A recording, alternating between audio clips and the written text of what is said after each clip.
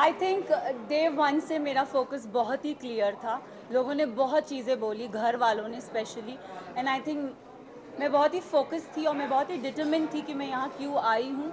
And I think determination is your की। सना Ranveer sir और आपका झगड़ा हम आए दिन देखते थे बिग बॉस में, तो आप क्या कहना चाहोगे? क्योंकि बाहर लोगों का ये कहना है कि सना ऑब्वियसली आप जूनियर और सीनियर से इस तरह से आपका बात करना ये सही नहीं था, ऐसा लोगों का मानना सी है। ये मैं भी बोलती हूँ कि अगर कोई बड़ा हो तो छोटा उससे कभी बदतमीज़ी से बात ना करे, बट अगर बड़े को ही तमीज़ नहीं हो बात करने की, लहजा नहीं हो उनका सही, तो आप, आई एम सॉरी, बट अगर कोई आपसे एकदम स्नूटी वे में बात करे ना, तो इट्स नॉट राइट, मुझे ऐसा लगता है। एंड आई थिंक रणवीर जी से मैंने हमेशा रणवीर जी करके बोला है।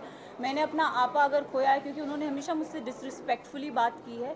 अगर आप मुझे और कृतिका को कंपेयर करोगे, उन्होंने हमेशा कृतिका को एक सॉफ्टर वे में बोला है, और हमेशा when I have ever spoken to him, उन्होंने हमेशा मुझे ऐसे ऐसे, हाँ क्या, so I think it's always a give and take. तो क्या आप आगे रिश्ता रखेंगे रणवीर जी से? अब रिश्ते की तो मतलब I don't know, for me it's like ECG में एक स्ट्रेट लाइन होती है, तो आई थिंक मेरा और उनका रिश्ता सिर्फ ऐसे स्ट्रेट है। सना दीवा सना के नाम से आप जानी जाती है, लेकिन आज के बाद से क्या जिद्दी सना के नाम से भी जानी जाओगी? मैं जिद्दी हूँ और मैं दीवा हूँ।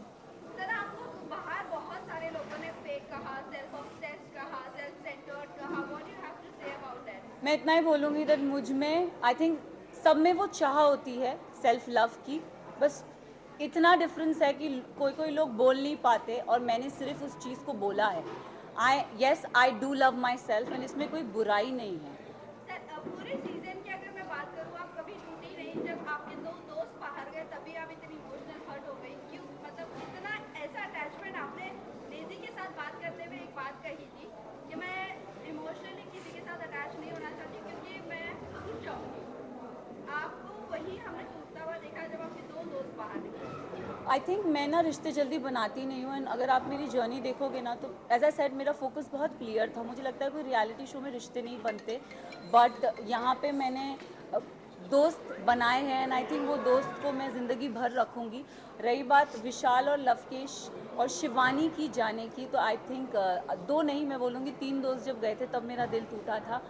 अगर आप देखोगे गेम के एंड पड़ाव पे ना, पूरा घर मेरे अगेंस्ट हो गया था। They don't like me, I don't know for what reason, but they never like me. And I think जब मेरे दोस्त जा रहे थे तो कई हद तक मुझे अकेलापन लग रहा था कि यार ये जा रहे हैं यार, शिट शिट। बट जाते जाते विशाल ने मुझे बहुत अच्छी बात कही थी कि मकबूल में इतना दम है कि अगर पूरा घर एक तरफ हो जाए, वो लड़की फिर भी अकेली खड़ी रहेगी। And I think I live up to that, yes. Did you expect top 2 में नेजी आपके साथ हो गए?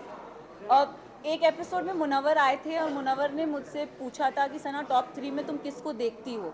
तो मैं अगर जर्नी इवैल्यूएट करूँ तो मैंने रणवीर जी का नाम लिया था, मैंने नेजी का नाम लिया था, और थर्ड मैंने अपना नाम लिया था।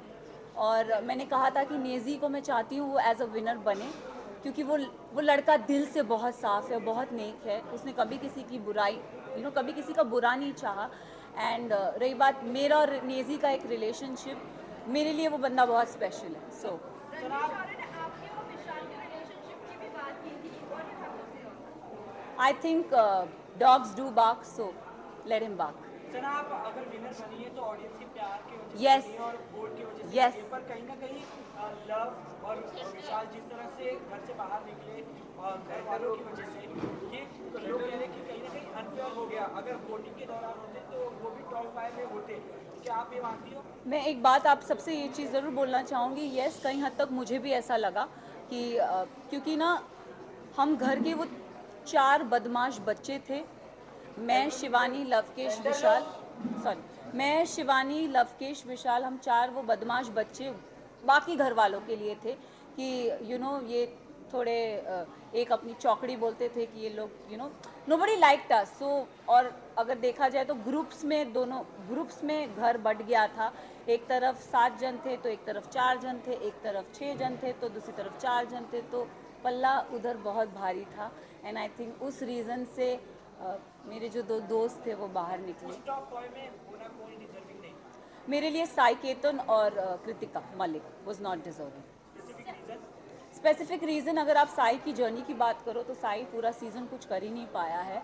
अगर उसने बोला है कि लवकेश, उसने पूरे सीज़न यही बोलता आया है कि मकबूल डिज़र्व नहीं करती।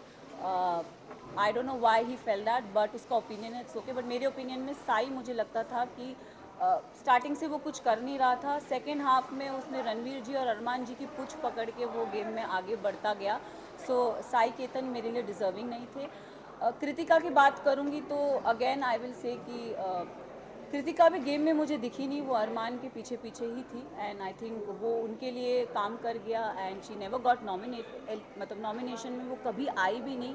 एंड जहाँ जहाँ उनके पति थे वहाँ वहाँ वो थी। तो आई थिंक सेफ प्ले कर ली। कहना ये भी है कि नेजी ने भी कुछ नहीं किया, नहीं है तुम्हें व्हाट यू हैव। मैं एक चीज़ ज़रूर नेजी के बारे में, I am really sorry, but Naezy का दिल बहुत साफ़ है, दिल का सच्चा है। और ये हमेशा मुझे ऐसा लगता है कि जो दिल से सच्चे होते हैं ना, वो डिज़र्व करते हैं। तो अगर आप मेरी भी बात करो, मैं भी, लोगों ने मुझे बहुत बोला, सेल्फिश बोला, मीन बोला, अपॉर्चुनिस्ट बोला, एरोगेंट बोला, बट मेरे लिए मेरा डिटर्मिनेशन बहुत स्ट्रेट था, मेरा फोकस बहुत स्ट्रेट था। और मैं रियल लाइफ में ऐसी हूँ, मैंने कभी किसी का बुरा नहीं चाहा, ना गेम में ना जनरली। मैंने हमेशा लोगों के लिए अच्छा ही बोला। अगर जो मुझे गलत लगे हैं मैंने उनके लिए गलत बोला है, जो सही लगे मैंने उनके लिए सही भी बोला है। हालांकि मैं साई केतन को कभी पसंद नहीं करती, बट अगर वो अपनी ड्यूटीज़ उसने बराबर किए तो I have appreciated him also, though I don't like him but I have appreciated him also. So I think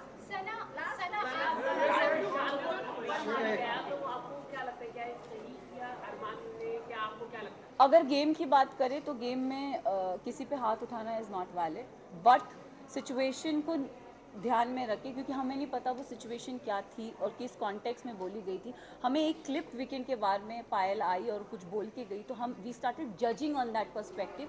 but मैं एक चीज़ ये ज़रूर बोलना चाहूँगी, हम औरत में ना एक इंस्टिंक्ट होता है, किसी के टच से हमको समझ में आता है उसकी नीयत में खोट है कि नहीं है।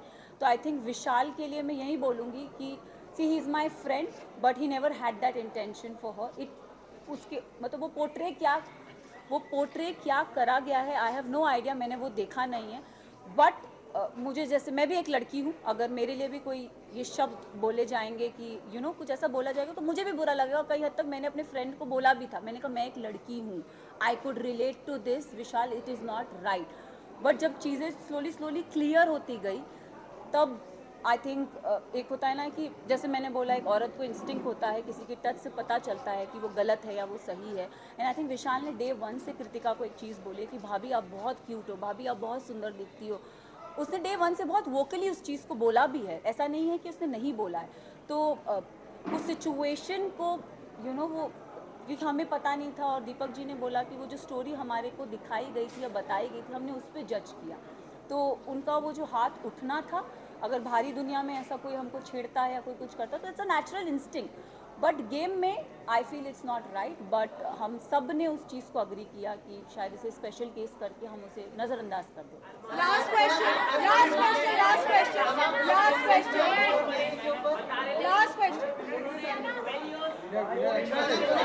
एक जन please, only one question, last question. चाहते थे कि आप जीते, बट कुछ लोग चाहते थे कि आप नहीं जीते। कुछ लोग ये भी कह रहे हैं कि अंधों के बीच में काना राजा हो गया, क्या कहना चाहेंगे? वेल आई थिंक उन सबको मुंह में चुप्पी मिल गई होगी, क्योंकि जो काना था वो तो ट्रॉफी लेके निकल ही गया। Thank you.